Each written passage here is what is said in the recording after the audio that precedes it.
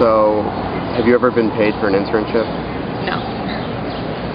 And do you think there's something wrong with that?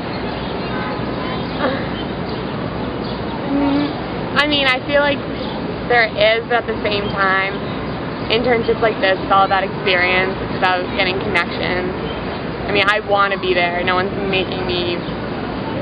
forcing me to be there, so yeah. I think it's okay.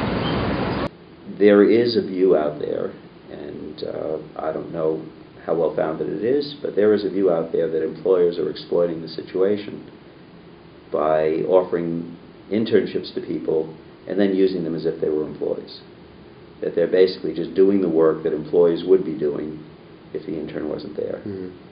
And that is considered inappropriate under the labor laws. You know, slavery was involuntary. These unpaid internships are largely voluntary, but they're still illegal. I think that if it comes across as an internship where they imply that you will gain a lot of experience or that you'll gain something, that they say in writing that this is what you should gain from this experience, and you don't feel as though you're getting that, and then you end up doing work that an assistant should be paid for, then I think I would do something about that. Or there are some internships, and even in my experience, sometimes I would do work that, you know, other people, my superiors, are getting paid to do, and it's kind of, it might feel like slave labor for a little bit. The bitch work, like the stuff that nobody wants to do, the coffee runs, the data entry. Basically just office work. I mean, they have me do whatever they need me to do as far as like getting coffee, filing, sending out emails, making phone calls.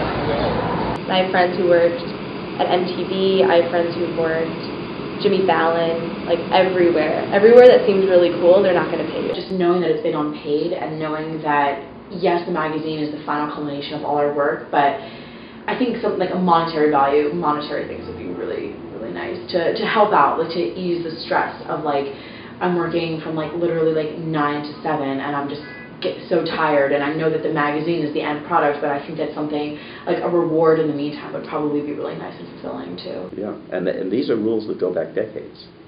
The problem is this whole internship business seems to have really sprouted as a phenomenon over the past 10 years or so.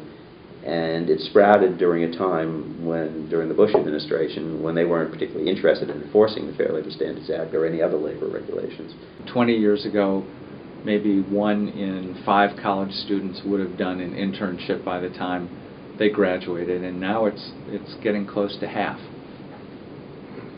New York City is a very expensive place to live, and I'm taking out loans to be in college, and my parents aren't in the position really to support me after college, so it's either I move home, which I really don't want to do, or stay in the city and have a job. So I don't think I'd be open to an internship that's 5 days a week, 9 to 5. I couldn't do that. There are detailed rules that already exist. I mean, the cases that we look at in discussing that problem are old cases. They go back to the 1980s and 1990s. There are rules from the Labor Department. There are factors that are supposed to be looked at to determine whether someone is really a trainee as opposed to an employee.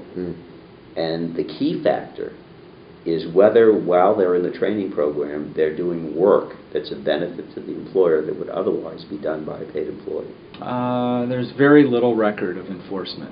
This is something that the Labor Department now, the Obama Labor Department has said that they will take seriously and begin enforcing. But for the last 8 years, I don't think there was a single investigation. Because of my first internship, I think that I'm qualified enough that I deserve to be paid for what I do, or at least get something more out of what I do for not getting paid. So you actually think companies can be scared into this? Some companies will be scared into it. Other companies will do the right thing because it's the right thing.